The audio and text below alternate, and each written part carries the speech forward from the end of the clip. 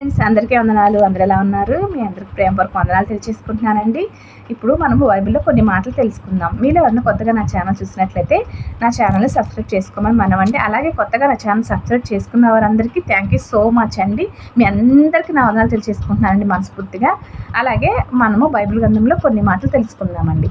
First వచ్చేసి అంశం ఏంటంటే తనలో తాను అనుకొనుట.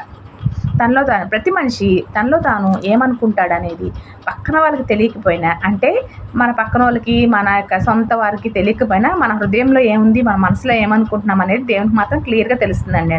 హృదయం పరిశోధించేవాడు దేవుడే కదా.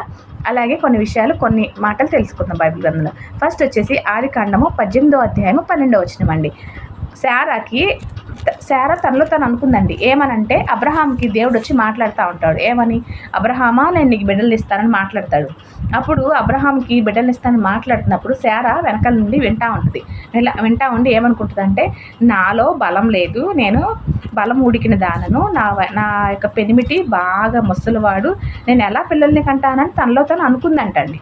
ఇది వచ్చేసి ఫస్ట్ అనమాట. అలాగే రెండోది వచ్చేసి ఎస్తేరు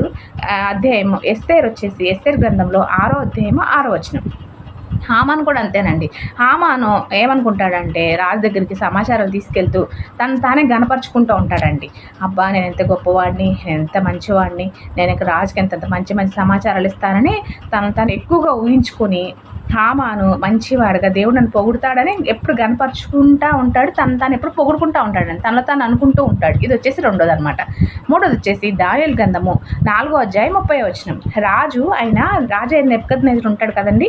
నెబుకద్నెజరు ఏమనుకుంటాడంటే, నేను మహాపట్నం కట్టేస్తాను, నాకు ఎంత బలం ఉంది, ఎంత అధికారం ఉంది, నా ఘనతలు ప్రభావాలన్నీ నేను బయటకు చూపిస్తానని, యొక్క రాజధాని నగరంగా నేను కట్టించేస్తాను కదా అనేది తనలో తాను అనుకున్నాడండి. ఇది వచ్చేసి మూడోది.